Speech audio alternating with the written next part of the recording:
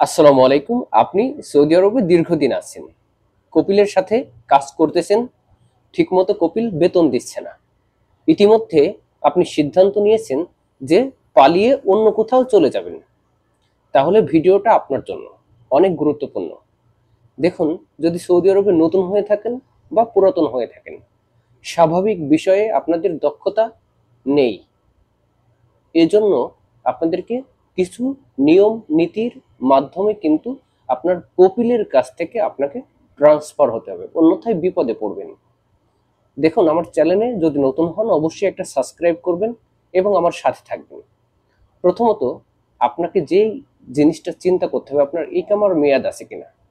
দেখুন, আপনার ইকামার মেয়াদ থাকা অবস্থায় আপনার কপিলের কাছ থেকে আপনি যদি পালিয়ে যান, তাহলে কিন্তু কপিল আপনার সমস্যা করতে পারে মাত্র তিনটি মাধ্যমে।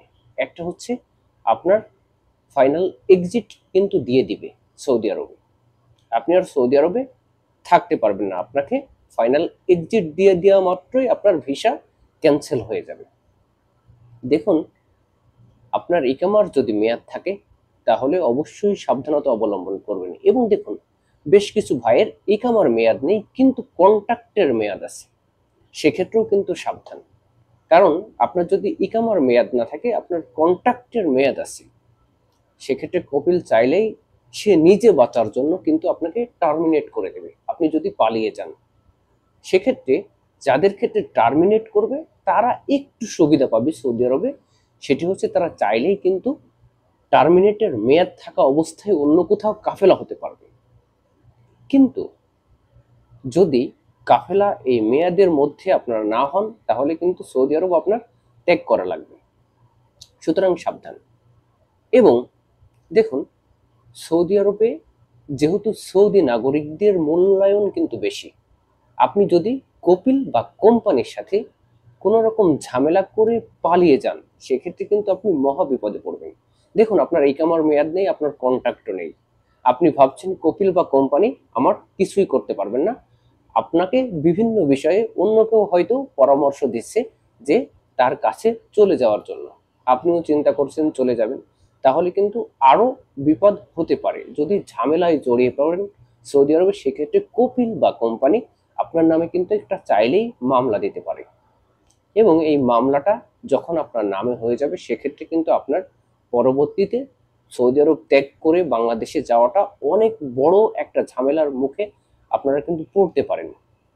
কিরকম বলি, যেমন আপনার কপিল নিজে বাঁচার জন্য, ধরুন আপনার কপিল বা কোম্পানি, আপনি তার আন্ডারে কাজ করেছেন দীর্ঘদিন যাবত, আপনার ইকামাও আছে তার নামে, আপনার কন্ট্রাক্টও ছিল তার নামে, শুধুমাত্র আপনার ইকামা এক্সপায়ার ও কন্ট্রাক্ট এক্সপায়ার, সেক্ষেত্রে কিন্তু আপনি যদি পালিয়ে যান এবং কোনো রকম কোনো অকারেন্স করেন, শ্রম আইন লঙ্ঘন করেন সৌদি আরবের, সেক্ষেত্রে কিন্তু এই বিষয়টা এড়িয়ে যাওয়ার জন্য কপিল এই দায়ভার না নেওয়ার জন্য কিন্তু আপনার নামে আর্থিকভাবে একটা মামলা করতে পারে, বা আপনার ফাইনাল এক্সিট লাগিয়ে দিতে পারে, বা আপনার টার্মিনেট করে দিতে পারে। এবং দেখুন, অনেকে করে কি, হঠাৎ করেই বিভিন্ন কুপরামর্শদাতাদের জন্য কপিলের সাথে নির্দিষ্ট চুক্তি অনুসারে কাজ না করে শুধুমাত্র ঝামেলা করে কিন্তু সে পালিয়ে যেতে চায়।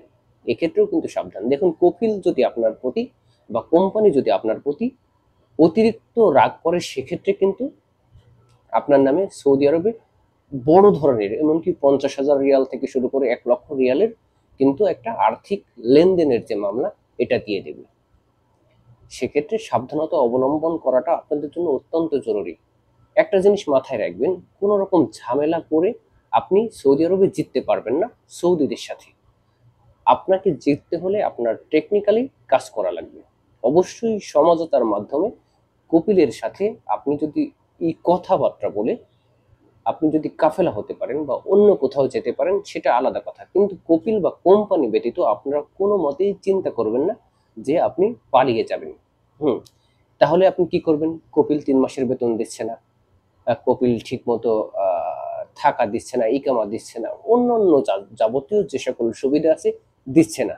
সেক্ষেত্রে আপনাদেরকে বেশ কিছু পরামর্শ দেবো আজকে। দেখুন, মনে করেন কপিল আপনার 3 মাস বেতন দেয়নি, সেক্ষেত্রে কিন্তু আপনি মক্তবে আমেলে একটা ছোট্ট কমপ্লেন করতে পারেন যে আপনার কপিল বা কোম্পানি আপনার 3 মাসের বেতন দিচ্ছে না।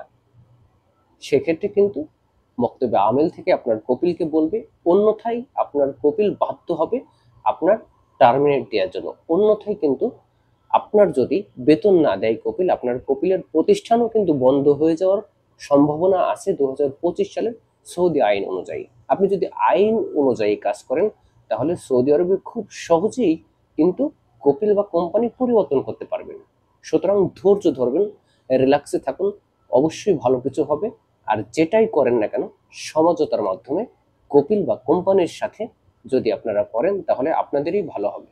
আর এই সকল পরামর্শের জন্য অবশ্যই আমার চ্যানেলে একটা সাবস্ক্রাইব করবেন। আমি আছি আপনাদের সাথে।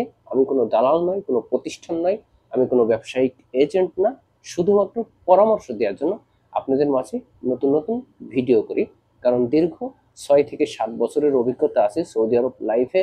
সুতরাং মোটামুটি অনেক কিছুই জানি, সেগুলোই আপনাদের মাঝে শেয়ার করি। ধন্যবাদ, সবাই ভালো থাকবেন। দেখা হবে অন্য আরেকটি ভিডিওতে।